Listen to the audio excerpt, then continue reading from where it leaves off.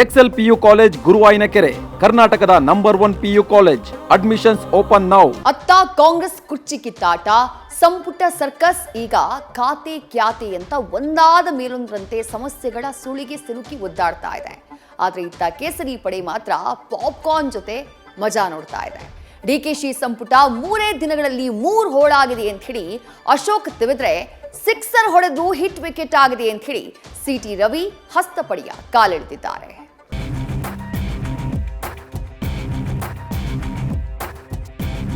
Sixer ಏನೋ ಹೊಡೆದ್ರು, ಆ ಸಿಕ್ಸರ್ ಜೊತೆಗೇನೆ ಹಿಟ್ ವಿಕೆಟ್ ಆಗಿದೆ. ಮೊದಲನೆಯ ವಿಕೆಟ್ ಪತನ ಆಗಿರುವಂಥದ್ದು. ರಾಮಲಿಂಗ ರೆಡ್ಡಿ ಅವರ ಸೇವೆ ನಮ್ಮ ಪಕ್ಷಕ್ಕೆ, ರಾಜ್ಯಕ್ಕೆ ಬಹಳ ಪ್ರಮುಖವಾದಂಥ ಕೊಡುಗೆ ಇದೆ. ಇದೊಂಥರ ಬೆಕ್ಕಿಗೆ ಆಟ, ಎಲಿಗೆ ಪ್ರಾಣ ಸಂಕಟ ಅನ್ನುವಂತಾಗಿದೆ. ಡಿಕೆ ಸಚಿವರ ಖಾತೆ ಕ್ಯಾತೆಗೆ ಸಿಕ್ಕಿ ಹೈರಾಣಾಗ್ತಿದ್ದಾರೆ. ಆದ್ರೆ ಕೇಸರಿ ಪಡೆಗೆ ಮಾತ್ರ ಕಾಂಗ್ರೆಸ್ ಸರ್ಕಸ್ ಮನೋರಂಜನೆಯಾಗಿದೆ. ಒಬ್ಬರಾದ ಮೇಲೊಬ್ಬರು ಕಮಲ ನಾಯಕರು ಕಾಂಗ್ರೆಸ್ ಅನ್ನ ಆಡಿಕೊಳ್ತಿದ್ದಾರೆ. ಡಿಕೆ ಸಂಪುಟ 3 ದಿನಗಳಲ್ಲಿ 3 ಹೋಳಾಗಿದೆ. ಅಶೋಕ್ ವ್ಯಂಗ್ಯ. ಮೊದಲ ವಿಕೆಟ್ ಪತನ, ಮಧ್ಯಂತರ ಚುನಾವಣೆಗೆ ಸಿದ್ಧ ಎಂದ ವಿಜಯೇಂದ್ರ.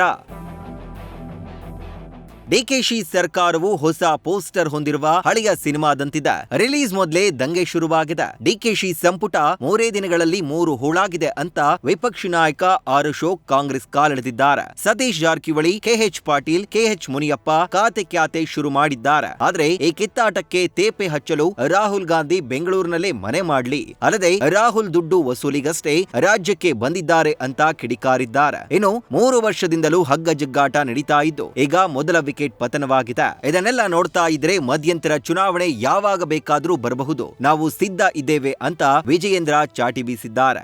ದಂಗೆ ಶುರುವಾಗಿದೆ. ಸ್ವೇರಿಂಗ್ ಆದ 3 ದಿನದಲ್ಲಿ 3 ಬಾಳು ಆಗ್ತಾ ಇದೆ. ಬೆಂಗಳೂರು ಇನ್ಚಾರ್ಜ್ ಕೊಡ್ತೀನಿ, ಅರ್ಬನ್ ಡೆವಲಪ್ಮೆಂಟ್ ಮಿನಿಸ್ಟ್ರಿ ಕೊಡ್ತೀನಿ ಅಂತ ಆಗೋವರೆಗೂ, ಮುಖ್ಯಮಂತ್ರಿ ಆಗೋವರೆಗೂ ಕೂಡ ಮಾತು ಕೊಟ್ಟು ಈಗ ಕೈ ಕೊಟ್ಟಿದ್ದಾರೆ ಅಂತ. ಮೊದಲನೆಯ ವಿಕೆಟ್ ಪತನ ಆಗಿರುವಂಥದ್ದು. ಇರೋದು ಕೇವಲ 2 ವರ್ಷ ಮಾತ್ರ. ಈಗ ಮತ್ತೆ ಹಗ್ಗ ಜಗ್ಗಾಟ, ಯಾವ ಪೋರ್ಟ್ಫೋಲಿಯೋ ತೆಗೆದುಕೊಳ್ಬೇಕು, ಯಾವ ಜಿಲ್ಲೆ ಉಸ್ತುವಾರಿನ ಪಡೆದುಕೊಳ್ಬೇಕು, ಇದರ ಕಿತ್ತಾಟದಲ್ಲಿ ರಾಮಲಿಂಗಾರೆಡ್ಡಿ ಅವರ ಇವತ್ತು ರಾಜೀನಾಮೆ ನೀಡಿದ್ದಾರೆ.